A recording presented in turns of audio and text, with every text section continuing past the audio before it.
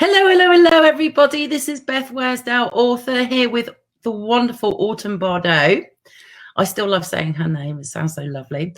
Thank you so much for joining us today, my darling. Just quickly, because I know we're live right now, I'm just going to quickly share the live stream with the Writers Rock group while we get a chance. So bear with me 1 second while I share the stream. Joys of technology. We had some tech issues. We thought we were going to be able to do something which we couldn't do, but we'll just kind of make the most of it, make the best of it. So hopefully that will be, it might be a little low tech, but that was very polite.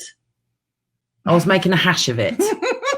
I was trying to be clever and trying to do split screens and everything else, and it didn't work because I am terrible with technology. It's tough. Like, it is tough, right? I think I've shared it though, so let's hopefully we've got some people watching. There we go. So I've activated the comments. Now the whole reason we're doing this is to help everybody within Writers Rock to improve our writing skills, and give extra skills that we don't currently have. Now, I will hold my hands up, and I was saying this to Autumn earlier. The only English lessons I got were at high school in England. And even then, my teacher just said, here's a book, read it, and then write an essay. That was it. So I'm just about to publish my 3rd book, and I still don't know all the mechanics and all the terminology and everything else about writing. And I've got to be honest with you, I've just winged it. So I'm so grateful. Well, maybe you'll learn. And we're going to just be discussing symbolism and some different things like that, things that I actually teach in my classroom. Now, I wanted to ask you about that because obviously some people might not have caught our previous interview. Can you just explain to everybody your qualifications in writing? Absolutely. Okay, so here's my qualifications. I have a Bachelor of Arts in English Literature. I've been teaching for over 15 years in an extremely rigorous high-stakes program that has world credentials. I was going to say, because this is international, isn't it? It's an international program. And so the stakes are much higher and graded by people usually not in this country. Wow. And so that would be 15 years of teaching literary analysis, how to analyze literature. Yes. Yeah. And I'm also traditionally and indie published with 9 books so far. So when I started teaching first, but then I actually I thought I have enough background here to actually write. So, and that's when I thought, okay, I can do this. She's got an extremely good imagination as well, I've got to tell you. So what are we going to cover today then? Okay, so what we're going to cover today is architecture. But before we even discuss architecture, I want to just tell you a little bit about what this is all about. I've called the series Rock Your Writing because I want you to learn how to just maximize all of those things that you like. They're there, but you just didn't know how to put them in.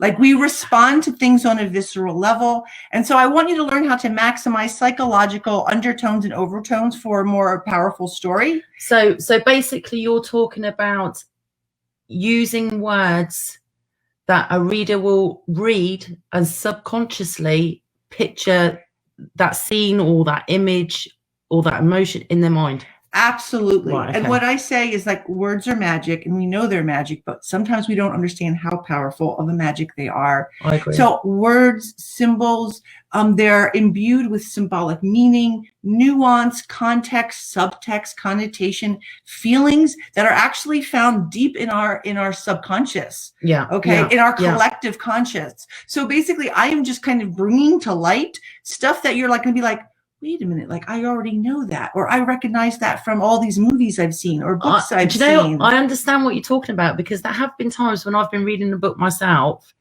and I'm completely engrossed, and I finish reading a paragraph or a chapter and I have to put it down and think, oh, that was epic. But you can't really articulate why it was so epic. And that's actually what I teach my students. I teach okay. them why, to tease out those words, those phrases, syntax, punctuation, which we're not even going to go into with the series, why that made that epic. Right. So what I want to start with, and I'm going to flip the screen around so you can kind of see.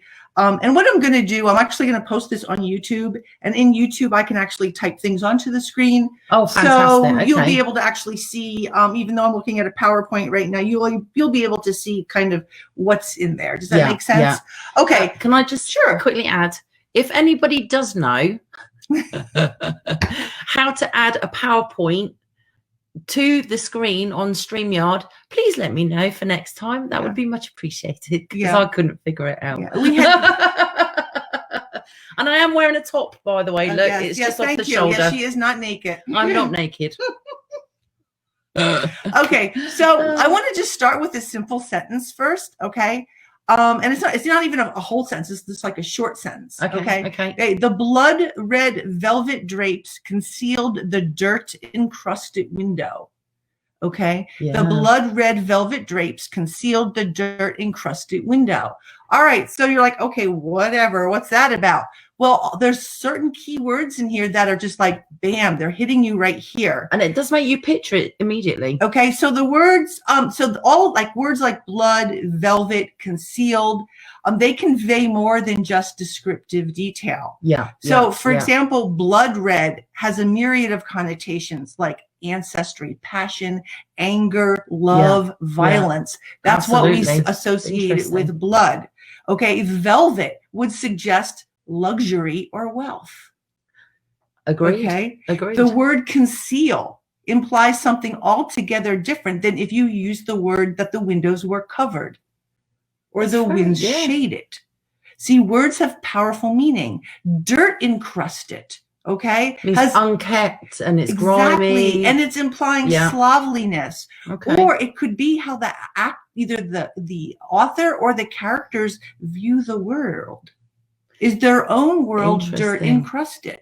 Very interesting. Okay. One of the things that I don't like when I see, and it comes across my feed in Facebook every 6 months or so, and it's a little thing. It says, what does there was yellow drapes? What does it mean? And it tells you what your English teacher means, and then it's like, no, it doesn't mean anything. If it doesn't mean it doesn't mean everything has to mean anything. Yeah. But why did the author choose yellow? Otherwise, just say curtain or drape.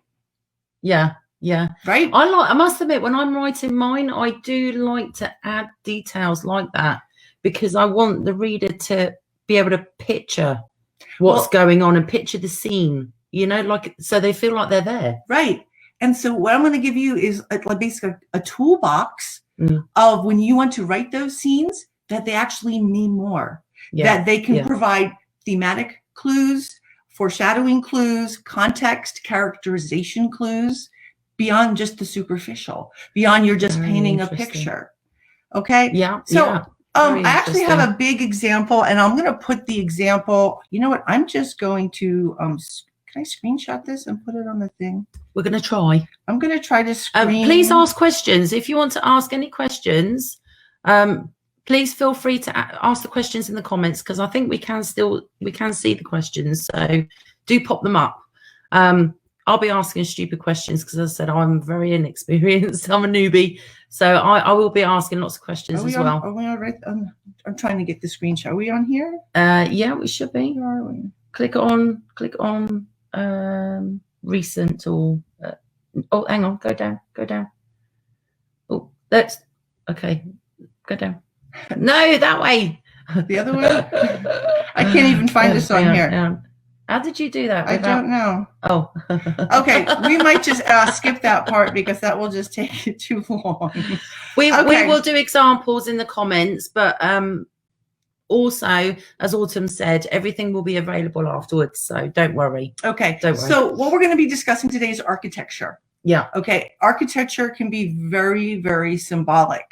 Okay, the roof over your head, the window gazed through, the threshold walked across, all of these structures, these structural features can be used symbolically. You don't have to, yeah, but you can. So like on this PowerPoint, I have a picture of a giant mansion. I have a picture of a bunch of row houses that all look the same. And then I have like a dilapidated house you might find, you know, just dilapidated wood house that's tilted and falling down with no doors. All of those convey symbolically something very, very different to you. And also, I think that if you describe, especially if your character is arriving somewhere and you describe the architecture, that gives the reader the first impression, even subconsciously, of what could possibly be coming next. That's right.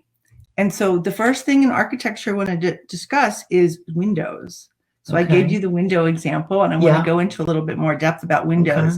Now, what do windows do? Okay, they let in the light of understanding or knowledge.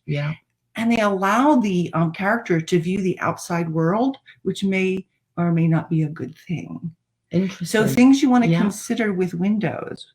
If you're going to have a character look through the window, okay, and if you ever read House on Mango Street, one of the motifs of House on Mango Street is all of the Latina women staring out the window onto the street, unable to participate in the world, but having been relegated to the domestic duties of their house. So it's tied in with their emotions and their internal struggle. Absolutely. They're watching the world pass them by.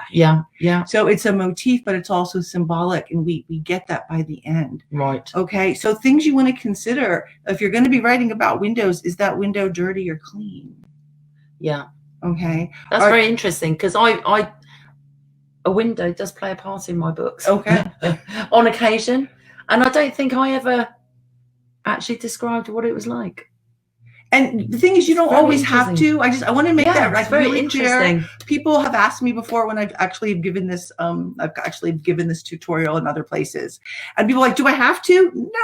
No. But if you want to add something else, you can, and this is where you do it. I must admit, I did. When I mentioned it, it was either like being a support, as in holding on, standing next to it sort of thing, or looking out and gazing at what's just, what's beyond, while considering what's just happened. So a reflective scenario. Very interesting. If you're going to describe a window, are the drapes, the blinds open or closed? And what's covering them? Because that will give you indication, if you want, of the character. Do you walk into the house and all the windows and blinds are closed? I mean, this is fiction. It's not real life. So it's not about, I don't want to let the sun in. I want my air conditioning to work. It's about, are they open to the light of knowledge? Are they open to what's outside, or are they shut in? And also creating the atmosphere, because if they're all closed and it's the environment is dark, then you're giving that menacing type feel. Absolutely. Without even realizing that you're reading that. Why is that window closed? Interesting. Does your character, here's like where words come to play, does the character peek outside, which means they may be afraid or tentative, or are they gazing confidently? And I have a great picture here, and I'm gonna send the pictures to you, or I'll do little screenshots of them. It's a great picture from, I can't remember. I want to say it's Fight Club. And it's him and the girl, I can't remember what her name was. And they're staring out these huge giant windows over New York City, gazing at the world as if the whole world lays at their feet. So maybe we can do maybe we can use some of these images for some of the posts, so people can use them as a very short writing prompt. So you get the chance to actually experiment and write a little, paragraph. Do you see that? They're gazing, describing it. They're gazing out that huge window, where the above one, he's just kind of watching the world pass him by. We could do little writing prompts. You could. Just so people get to practice and see how everybody else does it differently. Because we all write very, very differently, don't we? We all have our independent styles. And I think that might be quite cool if Autumn and I actually incorporate some of these images related to what we're doing today, put them in post, so we can all have a little practice. Absolutely. And see how we all do it. Fantastic. Another thing about windows, is it stained glass? Because if it's stained glass window, especially if it has religious iconography on it, the Virgin Mary or some religious thing, it's a whole new different shouting feel. Religion, and you wonder, is the observer seeing the world through the dogma of their religion? Very interesting. So you really want to kind of pay attention if that's your thing. Yeah, like, I want to make it perfectly clear. Like, do I have to no, but you can like willy-nilly throw these things in. Yeah, absolutely. And it clues in the reader. It just hits them here. They don't know what's going on. But you've subliminal signals. Yes. That's what you're doing. I said that really good then. Subliminal. Oh, I'm quite impressed with myself. But the other thing is, if it is stained glass windows, even if it isn't religious depictions, it still creates another atmosphere of, as you said, is opulence, wealth, and that type of thing. It's absolutely fascinating. It's things that I don't automatically think of. You don't, but you know them. Like, everybody knows this deep in their gut. You just have to take what you already know in your subconscious, in your gut, and if you want, apply it where you will. Now, let me quickly ask you, when you're writing, because your books are fantastic, when you're writing, do you do any specific technique to help you be descriptive and help you put in all these subliminal signals in your writing? For example, when I'm writing, if I'm writing quite a big scene or an important moment, I do tend to close my eyes and picture it in my head exactly how, the scene or whatever, and then I try and write it down in words. Do you do something similar? I think most people do that. They picture the scene in their head like they would a movie. Like I see like a movie. But then I'm careful when I use certain words that those words align with my image. Yes. Yeah. So, and that's going to be more, as we go through the series, I think people will understand more how that's done. Yeah. Certain words, like we said, we had blood, but you could have said, ruby drapes, which is a whole different feeling than blood. Because that applies more opulence and wealth rather than sinister. Or candy apple, which is red more fun. Drapes. Right. Okay. So even describing the actual color. Yes. And we're going to get to that one. We're going to get to that one. Yeah. Fantastic. Okay. You're just going to have to wait. I've got so many questions going on in my brain. Okay. So we looked at windows. Now we're going to look at doors, because that's part of architecture. Okay. Yeah. Okay. So, and you guys know this, like you already know this. It's the symbolic divide between good and evil. Absolutely. Okay. Absolutely. It's a transition from one stage of life to another. Think The Wizard of Oz. And when she goes from the black and white version to opening the door to Oz, and it's color and munchkins and dead witches. Yeah. And then you got Lion the Witch in the Wardrobe, where she goes in through a closet door and comes into a whole new world. Exactly. So it's a divide between one world and another. Yeah. Does that mean every time? No, that doesn't mean, but it can be. It can be. This is how what you're writing and what you're going through, locked doors. Locked doors suggest secrets, forbidden places, worlds, and experiences. And if you think of every movie ever with a locked door, and what do people want to do with the locked door? They don't want to open it, but they really do. Which provides characterization. Yeah. Because if you have three characters and one character says, I have to get into this locked door, I must find out what's behind the door, that's telling you a lot about the character. Yeah. If you have the characters, locked, not going to bother. Or you have that just shows that they not that interested in maybe new things, new experiences. Yeah. And then you have the character who's afraid of the locked door because they're afraid of new knowledge. Yeah. Or you get some that just run away and want to hide behind the chainsaws. So things you want to consider about the door. That's very, do you know what? I never thought of that. How it's an opportunity to show their real characters, or, give you a slight insight into their characters. Everything a writer writes is an opportunity to further a theme, plot, characterization, foreshadow, conflict. Every word you write is an opportunity for that. That's very, very interesting. So one of the things to consider just beside the door, okay, and here on the picture, I have just, as you can see, just like a very traditional kind of East Coast, because you don't find that in California. East Coast door, red door. Red doors are vibrant and fun. Reminds me of Charleston. Yes, it does. It's got the little like columns on the center. So things you want to consider about doors, okay, is the condition of the door. Is it a new door, an old door, a freshly painted door? Does it have windows in that door? Okay. An example I've given in the past when I teach this is actually from my own book, so you can see I'm not just full of you know what. The red door was twice as large and twinkled as though set with gemstones. This is a door that the Queen of Sheba has to go through. Twice as large, which tells you a little bit about the occupant on the other side of the door, who is bigger than life. Absolutely. And set with gemstones, so he's wealthy and prestigious. And not only that, but he's what's the word? Extravagant. Absolutely. Right. Okay. And he doesn't care whether they're taken or not. That's right. Because he's got money to replace them. That's right. Here's another example of how I use door. The door slammed shut. An unexpected wind on a windless night, shattering the room's silence.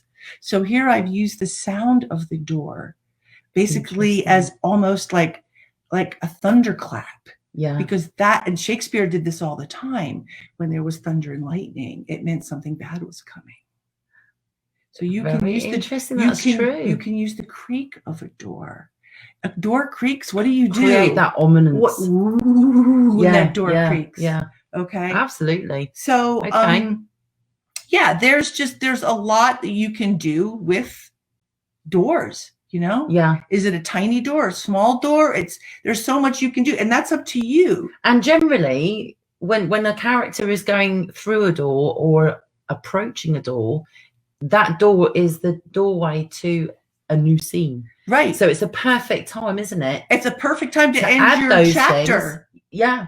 She turned the knob and walked in. You're like, whoa, what'd she find? Exactly. Right? It's a little trick. Yeah. Okay? Setting up the emotions and everything else. And if you're like, oh, Flora, I don't believe you, Autumn, about those, doors. You know what? You ask any real estate agent what they do when they want to sell the house. What do they do to that front door to make it look welcoming? Flowers, freshly painted. Make sure it's super clean. Yeah, absolutely. Yeah. Absolutely. Make sure there's a coffee smell or fresh cinnamon smell on the inside. So as soon as you walk in. Right. So we did windows. Yeah. We've done doors. Now we're going to do archways. Now, I'm very interested in this because in my books, archways are a big thing. Okay. To, as a gateway to other planets and everything. When I read this, or when I tell you about this, you're going to be like, oh my God. I'll probably be like, It's a divine, archways are typically a divine or religious entrance into another state of being. It signifies a rebirth. Very interesting. Okay. Yes. A lot of marriages take place under an archway. Yeah. Yeah. It's also a metaphysical time-space threshold. That's very interesting. Now I know why I picked them, and I did that subliminally. So I want you to consider this, the size and the condition of this archway. Okay, so if you're going to have your characters go through an archway, why? Yeah, right? Yeah. And appearance does matter. Absolutely, it really does. I mean, mine are more to do with tying in with the ancient civilizations, so I have had to describe them, as being, pitted stone and etc. etc. So this is fascinating. And you know what? I actually thought of something about doors. So we're gonna take it. Go back to doors really quick. I don't know. One of my favorite, it's not my favorite, but one of my fun movies I like to watch is Romancing the Stone. I love that and movie. There's a scene in there where they're in that village. And they knock on this big bolted door, and this guy comes. You're like, "What do you want?" Right? And then they go through this door, and it's a whole different house. Oh, sorry, I thought I turned that off. I was going to start doing that then. I don't know if you can hear that. And so they open this door, and it's a whole different kind of. And what did that door tell you? Was he was blocking out all the kind of poverty of the village, and inside he had quite the Wealthy stuff. Stuff going on. Yeah. Okay. So that was just a digression. Sorry about that. So archways. Okay. So we've got soaring archways. Okay. Yes. That are way higher than you, like something like the Roman archways. Something that's gives grandeur and makes you feel a bit. Absolutely, that they're all inspiring. Yes. They can be embellished with golden lattice work, like you see in a lot of churches, or the fleur-de-lis patterns. Yeah. Okay. So they can have, what that architecture looks, how big, how small it is, once again, can reveal what kind of world they're going into. Now, you're probably thinking, okay, Autumn, does that mean that if it's a big world I have to go into a big archway? No, quite the opposite. You can be ironic about everything. Yeah. And so it can be a tiny little archway that you go into for a giant world. Depends how big of a impact you want to make for the next scene, I suppose. But also, I would imagine that even just, describing flowers climbing up the side and everything else, that can really enhance the description of the area that your characters are in. And then you said flowers, and I would ask, why would you have flowers climbing up that wall, and what flower was climbing up the wall, and how many flowers were climbing up on that wall? Was it encrusted with flowers that they have to get through the flowers? Very interesting. So these are all things that you can, if you want, include or not. Yeah, absolutely. Okay. Like I said, I have a lit degree. I tend to be a little bit more, in depth. Yeah. Well, not in depth. Like I find it fun. Like it's fun for me. It's like my fun thing. But do you know what? It's really intriguing because you're right. Adding those little things, those little comments and those little descriptions can bring it to a completely different level. Absolutely. For you as a writer, but also for your readers as well. Mm-hmm. Well, the game is always about the readers. Yeah. Yeah. What are you bringing for the readers? Absolutely. All right, sweet arches. Now we're going to do walls. Okay. Yeah. How are we doing on time? We're doing good. Okay. We're doing good, I think. Yeah, we're doing good. Don't forget to ask questions. If you want to ask anything, chirp in. We will keep checking and we will answer any questions that you have, my darlings. Okay. So now we're going to discuss walls. Okay. Yeah. So walls are, when we think of walls, we think of strength.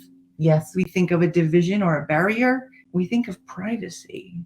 Yeah. Absolutely. Right. Why do you put up walls? Or an obstacle. Or obstacles. Absolutely. And the thing is, people say, oh, that person has a wall in front of them, an emotional wall. Okay. So we already kind of know that that's a barrier. Yeah. Yeah. Okay. Yeah. So, and these are things you want to consider if your text, if your work lends itself to it. What kind of wall is it? Is it crumbling? Is it low? Is it high? Is it fortified? Okay. It's very interesting. Are vines climbing over that wall? If you look back at ancient what is that? A Norwegian text where he actually has to go through some of the vines to get to the castle, to get to the are you talking about Beowulf or no? Another one. I can't. Yeah. Sometimes. Yeah. So do the walls actually mirror the character's emotional walls? That's interesting. What's on the walls? If you're describing somebody's room, and it's the same as I suppose with the door as well. Mm-hmm. Is it dirty, grimy wall? Is it covered in slime? Mm-hmm. All those sort of signals as well. All those are signals that will help you understand character, plot, conflict. Think of every dystopian novel has a wall. That's true. That is true. Right? Absolutely. Yeah. That is very true. And again, walls can be such a big obstacle for your characters because it then shows, it can either show their strength to get past the wall, or it can show their weakness if they're defeated by not being able to get past the wall. Do they build the walls around them? What's inside? What's protecting it? Very interesting. Who's on the outside? Who can't get in? Yeah. Who's inside? Yeah. And it can sort of give you an idea of their struggle. Absolutely. Absolutely. And then how do they get? And then if you have a character who needs to get over the wall, how do they get over the wall? And do they have any help? Yeah. So these are just kind of cool things you can always, they give you character clues. They really do. Yeah, so, absolutely. Yeah, absolutely. So I have two examples. Okay. Both from my own. I just kind of, basically how I found the examples was I just typed a wall into my word search. and pulled out. So, I'll tell you, that's so handy to have, isn't it? The amount of times I've had to do that. Right. This actually comes from the Impaler's Wife. And in the scene, really, she's has to marry some Italian duke, and the Italian marriage thing goes pretty long. It's not like a one night thing. It's like all these different processes before you're officially married. Oh, right. But she's going home. Very traditional. Home. Right. She's going home with him. It wasn't Italy back then. It was just a series of states. But she says, if only I could build a wall between us with the food baskets stacked on the other side of the carriage. So she wants to build a wall between her and this horrible man that she's forced to marry. Okay. And it shows it shows you really that, she's trying to be resourceful, but also she's wants no part of this man. And she's already feeling trapped. She's already feeling trapped. Wow. Yeah. Okay. Absolutely. Okay. And with the food baskets, I could have chose any baskets, actually. Yeah. Okay. Yeah. One, I chose baskets because that's how they stored things. Yes. Okay. But food kind of, you think like, immediately I think, the wealthy had access to all kinds of food. So it ties in with the era as well, doesn't it? Because obviously when you traveled anywhere in those days, medieval times, took a long time. Mm-hmm. Wasn't like 5 minutes down the road in your Range Rover. You had to get a car and a trip to Starbucks. Yeah, exactly. And here's another example that I used for foreshadowing. I said, this comes from the same book, The Impaler's Wife. He would be Vlad Dracula. He found the man hunched by an outside wall measuring its thickness. So Vlad Dracula was very concerned about the thickness of his castles because he didn't want them to because the Turks had many more cannons than they did, and so the firepower was greater. So in the next sentence, he basically says, "Make it twice as thick." So basically, he's doubting his own environment, feeling vulnerable. Because you're showing that. So, and here's the foreshadowing. If he says, make it twice as thick, down towards the back end of the novel, what do you think is going to happen to that castle? Interesting. Okay, so it allowed me to dig in a little foreshadowing. Yeah. Okay. I like that. I can't remember. I think Chekhov said, if you have a gun in the first chapter, it better go off by the last chapter. So that kind of goes with everything.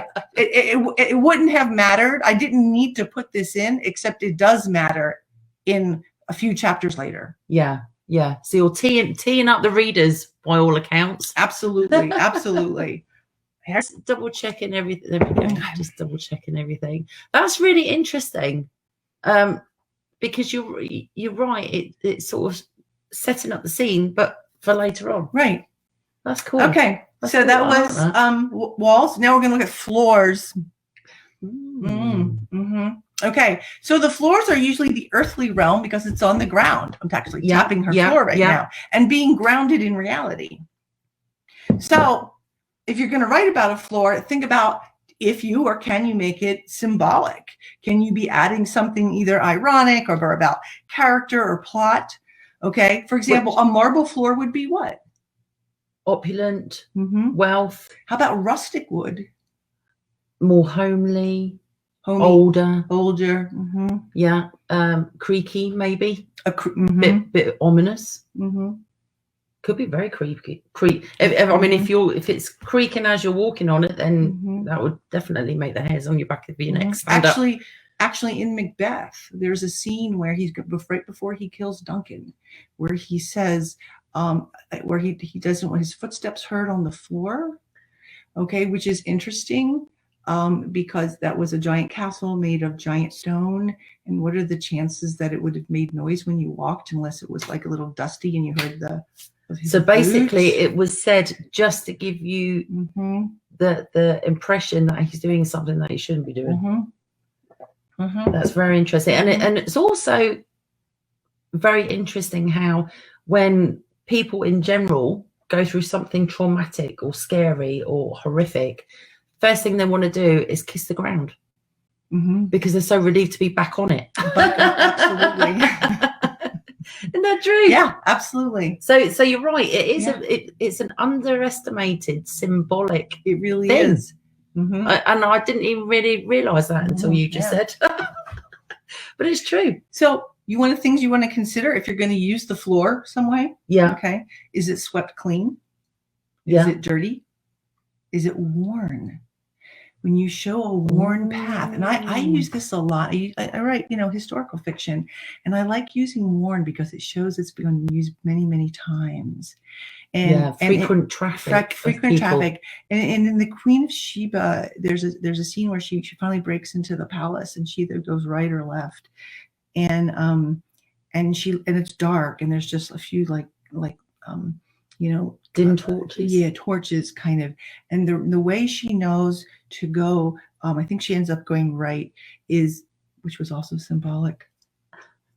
Okay. Because women are always right. She chooses the right path, is because the floor was less worn. So she knew it would go to the king's quarters as opposed to the public quarters. Very interesting. Okay. So it's these little things that you can include. That can make a big difference. Yes. So that's very interesting. So this actually, I have an example here. So like I said, first of all, what's the floor made out of? Okay, and sometimes if it's in a hovel, it's going to be dirt. But sometimes you actually have if it's a floor and there's tons of rugs. If there's a floor and there are tons of throw rugs with none of those little things under them, and you're writing about an old character, what's that old character going to do at some point in the novel? Slip on one of those rugs. That would be me. Okay, so here's an example from one of my books. The waning light cast long shadows across the marble floor as I walked through the hall towards my future. So you're almost turning the floor into a door to another scene. Well, and I wanted to show the shadows really is all of the past, everything, the burdens that are on her. Yeah, of that. Okay, and it's marble because this is from the Emperor's Assassin, and she grew up in pretty good wealth. Yeah, okay. And that it's like it's going to come for her, these shadows. Oh. Okay, so it's foreshadows, and it gives you some mood. Yeah, absolutely. Okay. Absolutely. And also, if you're writing sort of like a thriller or suspense, the floor would give you an opportunity to, add to the scene, whether footprints in the dust leading somewhere, or, scrape marks along the dust or whatever, or along the wood. So it can play a very important role in your book. Yeah, like I said, and it can add auditory imagery, not just visual imagery, creaking or scuffing. Yeah, those are all things that you can bring to vermin. Right, little clicks across the floor. These are all imagery that you can add with one or two words. We're not discussing. Nobody wants to read paragraphs of description. No, they want to read dialogue. But you embed that. Yeah. Adding those little key descriptions that people will just skim across, but they feel it. They're feeling it, and their brains building that picture, isn't it? Building that mental picture. Here's another sentence. Okay, the mosaic floor appeared to undulate, its pattern mimicking 1,000 vipers slithering beneath our feet. Ooh. Right. And this also comes from the Emperor's Assassin, when she's walking through Domus Aurea. That was Emperor Nero's basically party palace. So again, wealth, opulence, power, and menacing. And menacing, because the Romans were all vipers. Yeah. All the politicians. No change there. No change. So even the floor mimicked that. Yeah. So you and I didn't have to go to, like I said, I enjoy, and I think the audience, the reader, just they feel it here. Yeah, absolutely. Yeah. So let me see, how many more do we have left? We have a couple more. Okay, roofs. Roofs are shelter, and they keep evil out. Yes, and the elements. Now think about how a lot of roofs are actually very symbolic. A domed roof, are emblematic of heaven and religion. The dome being like a sky. Okay, that's very interesting, actually, because nearly all of the old churches and cathedrals and everything else, they do have domed roofs. A lot of religions, yeah. Low roofs suggest restriction or being hemmed in by dogmas or belief system. Okay. They're not very comfortable. Yeah. Making the person feel trapped. You feel like he's absolutely suffocated, absolutely. stifled. So, if you want to make that character feel trapped, you don't have to say they feel trapped. Yeah. They can be going into a place that has a very low roof, and you can use your words to feel that the low roof came down on them, kind of thing. Very interesting. And vaulting roofs can be a metaphor for high-mindedness or lofty ideals. Okay. That makes sense. Again, I just want to put that out there because people get like, I don't want to say this means that, because that's not how it works. Yes. I'm just giving you stuff you already know, pretty much. Yeah. Okay. And irony trumps everything. Okay. So they can walk into a low roofed house and feel lovely. And that would be an example of irony, and that would be perfectly fine. Or it just shows more of their character. Absolutely. And what they prefer. And Absolutely. what makes them more comfortable. Absolutely. Okay. Hallways are super fun. Hallways. Okay. It's a transitional location emotionally and spiritually, because you go in the hallway and then you go through another door. And with other possible choices. Absolutely. Or decisions. So it's the location before deciding which symbolic door you're going to enter. Okay. Think of all those movies of people going down and seeing like all those doors, and they have to choose which door to go in. The dilemma. Okay. We see this in so many movies, don't we? Oh, absolutely. I watched one the other day because I was watching Matrix, one of my favorite films. There's a short story by, and I can't remember. I think maybe Raymond Carver or it's either Raymond Carver or Vonnegut, but it's a great short story. And they go from their apartment to another couple's apartment. And in the end, it ends with, I'm sorry, spoiler alert, short story, spoiler alert. Okay. Close your ears. Yeah. Close your ears if you don't want to hear it. It's only like 50 years old. You should have read it already. So they're stuck in the hallway. Okay. And it ends with them being stuck in the hallway. And you're thinking, what are they going to do? So they have to make a decision about their life, and they haven't made it yet. It's a big dilemma to me. Oh, it's Neighbors. The book, it's the short stories Neighbors by Raymond Carver. Neighbors. I might have to read that. You might have to read it. You can it's easy to kind of Google. It's up on the internet everywhere. The next thing that's really super fun, one of my favorite is stairways.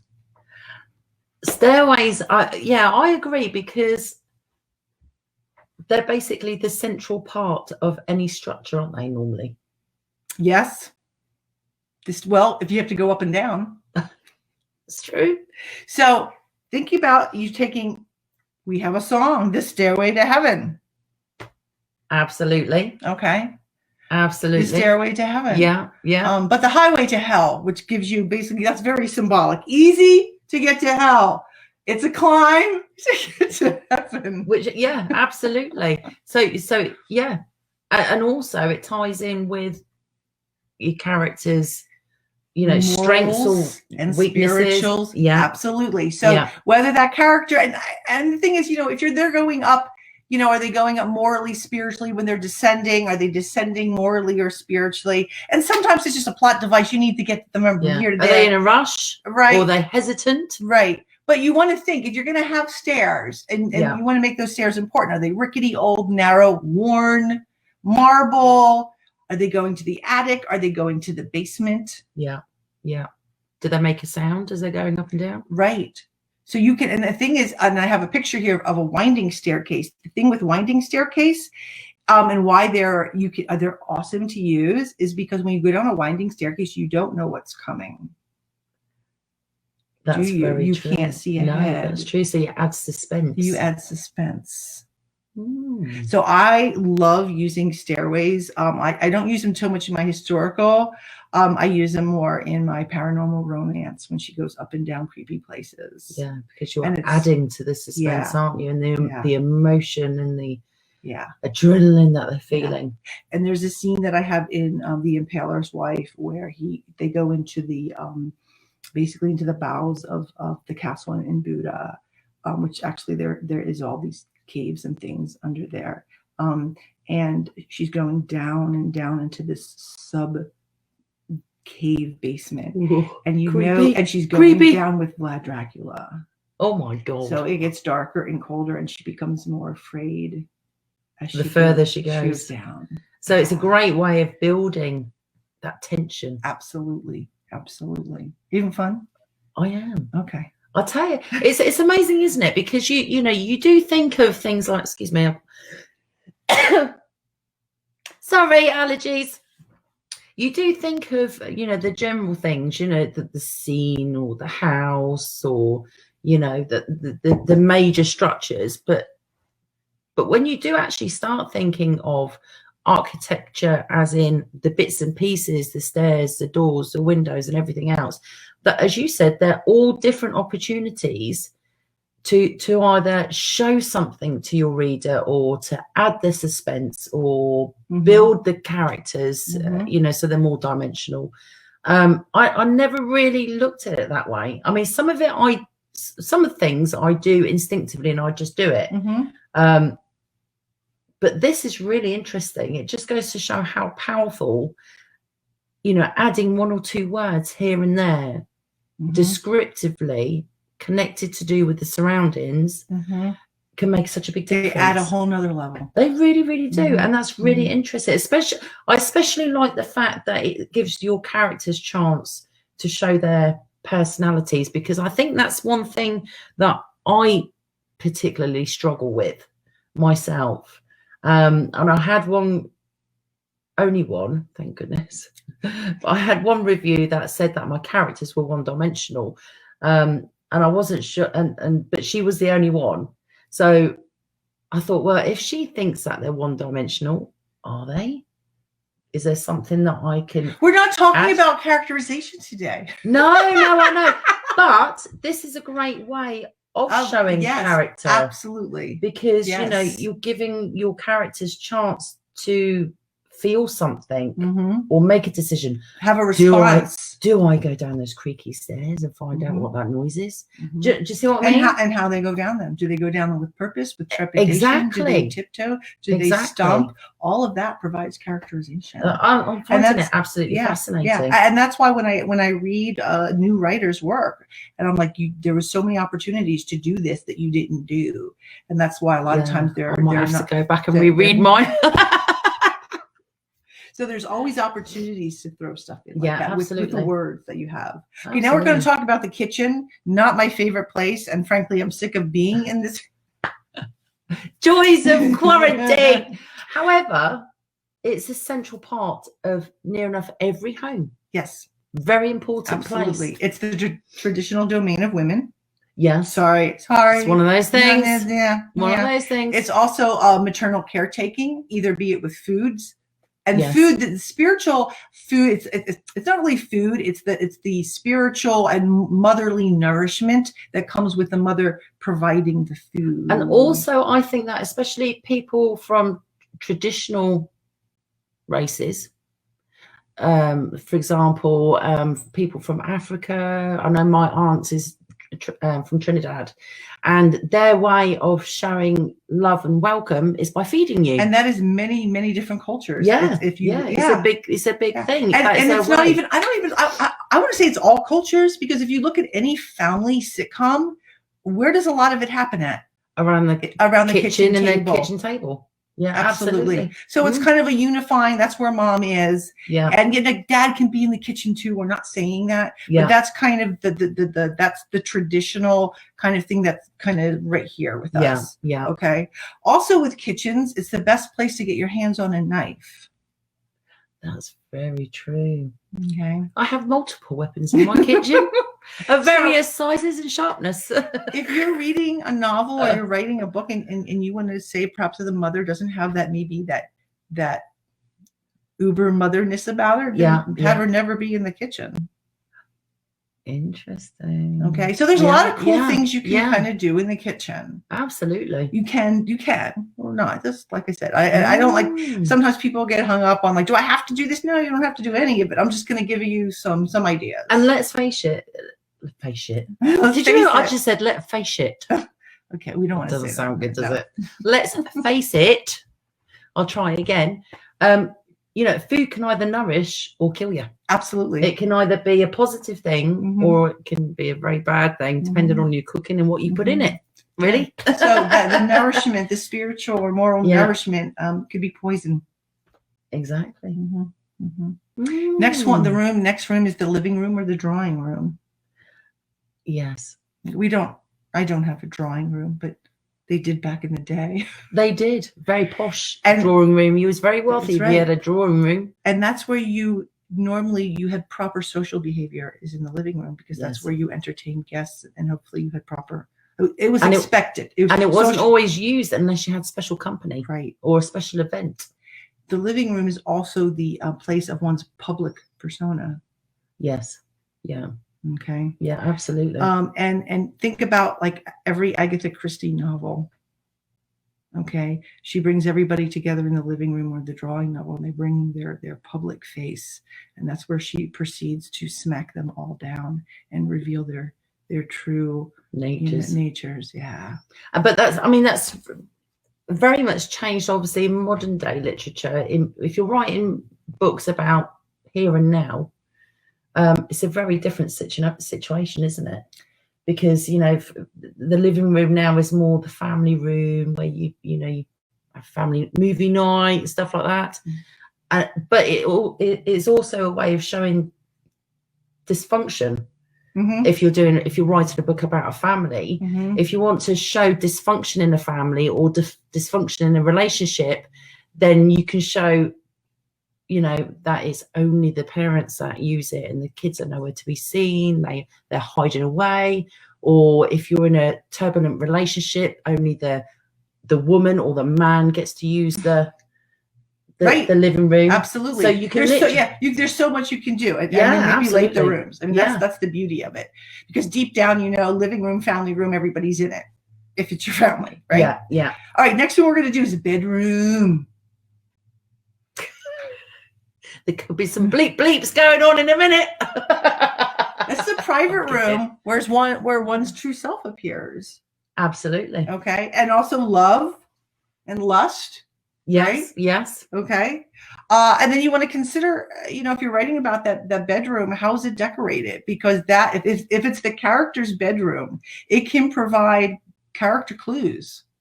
Is it lavish, sparse? You know, monks have very sparse bedrooms. Okay. Does it reflect the character's personality? It should, if you want it. I mean, I don't want to say it should, but this is an opportunity. Or you can be totally ironic and it doesn't reflect their personality at all, which would kind of tell me as a reader that they're very two-faced. It can also show maturity or insecurities. Absolutely. There's so if you want to write about that bedroom and you want to give it, you know, a visual, use it as an opportunity to say more about your character. Yeah, and their traits. Absolutely. That's very interesting. I find that very interesting because I've got a book in mind. Now I've finished book 3. I have got a future book in mind, and it's going to be a comedy. Okay. And the bedroom might play a part. Okay. Quite a big part of my new book. Okay. So that's very interesting because this, you know what it's like, your ideas are rolling around in your head when you've got a new idea for a new story. But it's very interesting how I could use her bedroom and her whole house, to be honest with you. Absolutely. I'm learning so much today. Yes. But you're right. Those little things for the whole house, especially the bedroom, can show so much about a personality or hide so much. That is true. That's why amazing. If you've ever tried to sell your house, a lot of realtors will have you come in and remove all personal things and make it pretty much as like cream white. Well, not even the color so much, but just kind of like not a lot of your personal stuff, because they don't want a prospective buyer to come in and feel like this is your house. They want it to be able to feel like it's come in canvas. Yeah, it's a canvas that they can build with their own personality. That's absolutely amazing. I am so grateful for you doing this. But we're not done yet. I know, but I tell you, we're almost done. I feel like your biggest fan right now. I'm like that. I'm not worthy. We haven't gotten to the basement. Oh, that's when it. As soon as I think of a basement, I think of something sinister. Absolutely. We're not there yet. Okay. So we're going to go to the library now. Okay. Okay. And once again, this tends to be books, nobody has period books. A lot. Although if you have a library now and one of your, rooms is that's the library, that's going to be saying a whole lot about a character. It can, because it can either say your kids have just moved out and you've taken a room back. And you filled it with books, and as opposed to anything else. Books, because you've put your passions on hold. Or it can say you've got a big enough house where you can have a library because you're well off. But not everybody who has a big house has a library. A lot of big houses have not a book in them. Yeah. Definitely. So all of these can provide clues. Yes. Okay. Yes. So usually libraries are synonymous with learning, knowledge, and education. Yeah. It's also a place of ancient wisdom or secrets. And once again, think of books that which was the Something Witches. They made it into a Netflix show, and I can't remember right now. I have it on my Kindle. I haven't read it, but she's a witch, and she's doing some research. It opens the scene. She's doing some research, and she's in a library, and that's where she meets the vampire. Oh, okay. I can't remember now. I can't remember now. I'd have to go scroll. I've got to remember it like a sieve. There's no point in looking at me. Also, you look at a lot of like Agatha Christie novels, that kind of thing. Yeah. That's where she discovers a lot of secrets, or people discover secrets about each other. Because they hide stuff there, or... Yeah, we find things in a library. We find knowledge. We find ancient wisdoms. Also, I mean, you can also use it as... not that I like to, because I love books and libraries, but you can actually use it as a negative scene scenario, like a hoarder, or somebody who's lonely and just surrounds themselves. And maybe that's all they have is books. Yeah. So it can either be a positive or a complete negative. It's all up to you what you do with that. Yeah, absolutely. And it can have secret doors in the library. You always have to have a secret door. I would love a library with a secret door just for me. I know, that'd be great. I know. Where's Mom? We have no clue. All right, we have 2 more left. Next one is the attic. The attic. Okay, so the attic is the repository, the place of tucked away secrets and memories. Yeah. Okay, it's a place of half remembered or almost half forgotten truths. Yeah. It's also a storage for relics of the families or ancestors past. Now think of National Treasure. It opened up in the attic. Absolutely, the first clue. Mm-hmm. Okay, so this was an ancient answer. They could have, why were the books up there? Why weren't the books in the basement or the library? They were in the attic. Okay, that's where they put things, but it could have been anywhere. So these are things, like I said, that we respond to on a visceral level. Yes. Because attic is where you keep things. So if you want your character to discover a secret or something, okay, it's in the attic. That's very interesting. And then the thing is, sorry, I'm going to sneeze again. Excuse me. It's his allergies. My nose is so itchy. It is. Okay. It's itchy. Yeah, it's very interesting, and it can tell a lot, or it can add or help you add description to the type of house it is as well, can't it? Mm-hmm. If it's a big pitched roof or whatever. Yeah, absolutely. There's so much you can do with any of these rooms. It's really up to you. Yeah. Just if you're aware of what the room can do, then you can totally play with it. That's the beauty of all this. Once you are aware, and you already are aware of it, I'm just like making you re-aware of it. Yeah. Once you're aware of it, then you're like, I can do this with this, and I can do with it. Like, not every room has to have a library or an attic or whatever. No. And I'm not even doing bathroom, but there's so much you can do. And I think writers tend to sometimes just write things without putting in what they just giving what they could do for characterization, which would be super easy by throwing in. And I like the fact that you've mentioned the attic space as well, because I think it can also help with the characters' dynamics, you know, especially if your books are about a family or people in one environment, because, you know, people who tend to either people want to be in the attic because there's more space and room and they like to be able to, you know, just do their own thing and be separate, or they want to learn family secrets. Yes. Or maybe it's the black sheep of the family, and the family want to keep that person hidden. So it can also be very, you know, symbolic that way, can't it, as well? Yeah, it's really cool things you can do. Yeah, with attics. And last one we're going to actually do. Okay, this is the last one. Is the basement. Creepy. If you live in California, there's very few basements. We have no basements here. Only older homes have basements here. Now, is that because of the it's because of the rocks? Because it's all the whole it's rock. It's hard to bust out all that rock. Right. Okay. Also, I think it's cheaper to build homes without basements. Yeah. Yeah. But back east, like I grew up with a basement and an attic. Yeah.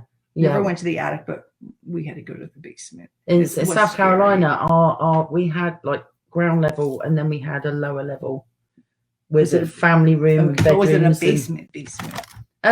No, it wasn't completely. Okay, so it was like it's like half. Yeah, half underground. So basements, you know, even if you open that door to the basement, it's scary, right? Yeah, but especially if there's no light on. But that's where our deepest, darkest secrets are in the basement. Right. Okay. It's the underworld or the lower realms. Okay. It's the creepy, our base desires or needs are there in the basement. And you're having to descend down some creepy ass stairs as well. Absolutely. Absolutely. So, I mean, just think of all those TV shows that you've watched, the movies. It's like, you're like, don't go into the basement. Yeah. Like, and leave that noise alone. Right. There's certain places you don't go into, right? You don't go into the basement, and you don't go into the dark, scary woods.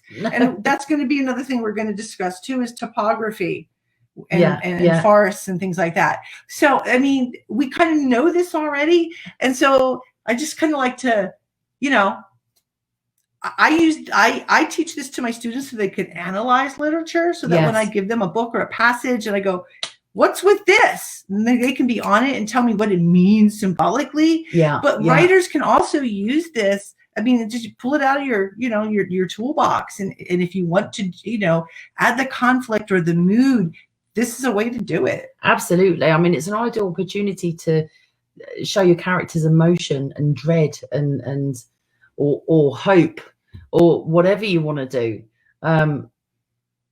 It's a very good way of showing the character's personality again, isn't it? Oh, there's so much you can do with it. And I just, like I said, the thing that I see is people, new writers, they want to write the story, but this is part of the story. Yeah. This can be part of the story. So what I want to say before we go, because that's kind of what we're going to just talk about was architecture today. Yes. The rooms, is that I have a whole, like, we're going to do like this once a week, I think, right? We're going to try, God willing, to try and do this once a week and cover different aspects of writing. As I said, I'm a newbie author, and with very limited education in English literature. Because I only did it in high school. So I think a lot of people are in the same boat. Obviously, I mean, the education here in America is very different to the UK, because you go a bit more in depth with subjects. It's not quite the same in the UK, or it wasn't when I was at school. In the olden days. I thought I'd just say it before everyone else did. When you scratch things on caves. I remember one of my kids coming up to me once and said, Mummy, what was it like when dinosaurs were around? I don't know, son. I don't know. But this sort of information is so valuable, because it's things that you can, you know, try and implement and practice implementing in your work. And there's nothing to say that we can't go back and add these little details to make our work that little bit richer. I know I really don't add any of this until a second draft. Yeah, no, I think that's wise, because otherwise, if you're overthinking it as you're writing it, it pulls me out of the first draft of the story. Yeah, you're just going to lose yourself. But yeah, absolutely. This is second, third draft. Yeah, stuff that you want to start massaging. Just adding that in, building suspense, looking at a chapter. Okay, what do I want to add here? Do I want to add, you know, a scary feel? Do I want to really bring out this character's emotions or character flaws? These are tools that you can use to do that. And it's just absolutely fascinating. Okay. You're so freaking awesome. I did say freaking. Yes. Just so you know. So hopefully we're going to do this again next week. Yeah. And if you missed this, not a big deal. So what I'm going to do is I'm going to put this on my YouTube channel, and I'll have a link.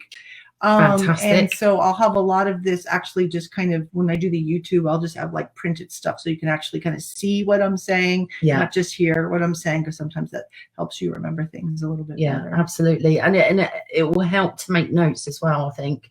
If you can visually see it, then you can just pause it. Right. Yeah. Well, and I have a book put together for this. Fantastic. So it's not out yet. I'm still. You guys are so lucky. I'm kind of getting it all firsthand. I'm reworking some stuff in it. It's pretty much ready to go. So I just thought this would be a kind of a cool way, because we tend to, like, I know for me, I just pull up YouTube to find out how to do anything. Because that's sometimes a lot easier if I hear it. Yes. And you just want that quick info. Yeah, absolutely. So you're going to have lots of resources at your hands.